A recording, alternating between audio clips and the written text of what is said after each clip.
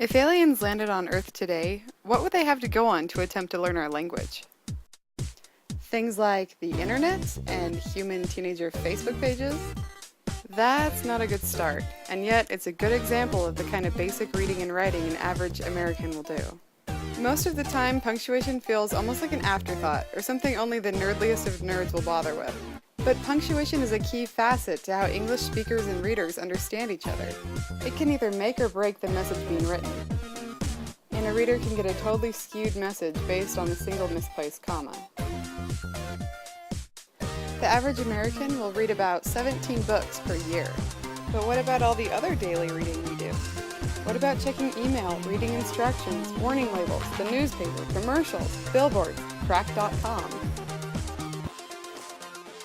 Words are everywhere, and with words come punctuation. I dare you to try to go a day without reading a single thing.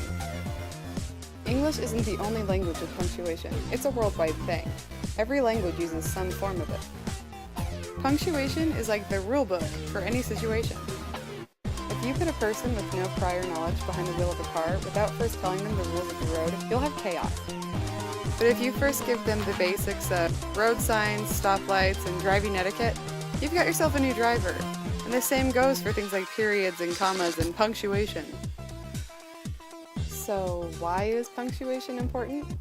Punctuation helps a reader understand the logic, rhythm and flow, and meaning of a written sentence. As Archbishop Richard Chenevix Trench put it, grammar is the logic of speech, even as logic is the grammar of reason. What this means to say is that logic is what helps reason make sense. One cannot find reason without first having logic, in the same way that making sense is what helps speech be logical. Punctuation also helps control the flow and rhythm of writing, in the way that road signs help control the flow and rhythm of traffic. Lastly, it helps to denote the writer's intended meaning.